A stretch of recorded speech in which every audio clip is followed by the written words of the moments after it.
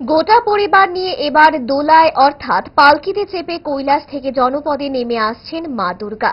এখনো পর্যন্ত প্রকৃতির যে হাল তাতে মনে করা হচ্ছে জল কাদাতেই লুটোপুটি খেতে হবে পুজো প্রেমীদের।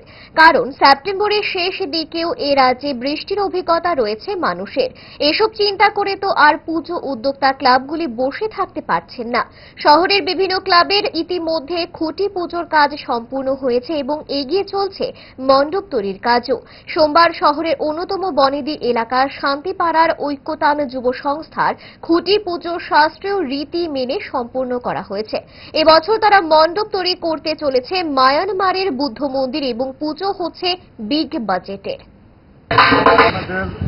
শুরু হচ্ছে মায়ের আগমনে। আমাদের খুঁটি পুজোর মধ্য দিয়ে আমরা প্রতি বছর দুর্গাপুজোর শুভারম্ভ করে থাকি। আজকে আমাদের সেই খুঁটি পুজোর অনুষ্ঠানটি এখান থেকে শুরু করতে পারি।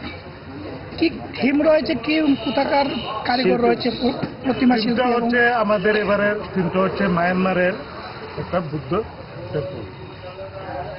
মায়ানমারের বুদ্ধ টেম্পল, সেটাই আমরা এবার করতে যাচ্ছি। কিরকম বাজেট নিয়ে এবার আপনাদের? দেখুন, বাজেট আমাদের কোনো বছরই কোনো কিছুতে ঠিক থাকে।